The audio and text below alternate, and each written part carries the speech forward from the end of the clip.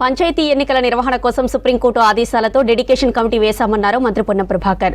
రాష్ట్రంలో పట్టణ ప్రాంతాల్లోని 80 గ్రామ పంచాయతీలను మున్సిపాలిటీలు, మున్సిపల్ కార్పొరేషన్లుగా మార్చనున్నట్లు మండలిలో తెలిపారు. ఇక హైదరాబాద్ ఓఆర్ఆర్ పరిధిలోని 51 గ్రామ పంచాయతీలను దగ్గరగా ఉన్న మున్సిపాలిటీలో విలీనం చేస్తామని చెప్పారు మంత్రి.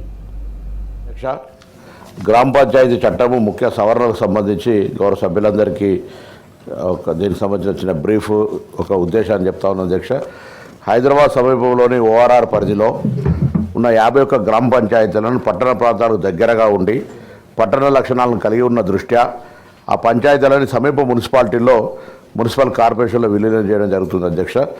అదేవిధంగా రాష్ట్రంలో మిగతా ప్రాంతాల్లో పట్టణ ప్రాంతాలు లక్షణాలు కలిగి ఉన్న 80 గ్రామ పంచాయతీలను మున్సిపాలిటీలు, మున్సిపల్ కార్పొరేషన్లుగా మార్చడం జరుగుతుంది అధ్యక్ష.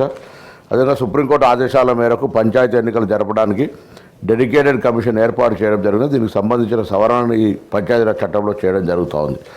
అదేవిధంగా రాష్ట్ర ఎన్నికల సంఘం మరియు పంచాయతీరాజ్ ట్రిబ్యునల్ సలహా మేరకు సవరణలు పంచాయతీ చట్టంలో చేయడం జరుగుతుంది అధ్యక్ష. అదేవిధంగా పంచాయతీ చట్టంలో షెడ్యూల్ 8లోని 147 పంచాయతీలకు సంబంధించిన తప్పులను సవరించడానికి గాను కొన్ని సవరణలు ప్రతిపాదించడం అధ్యక్ష.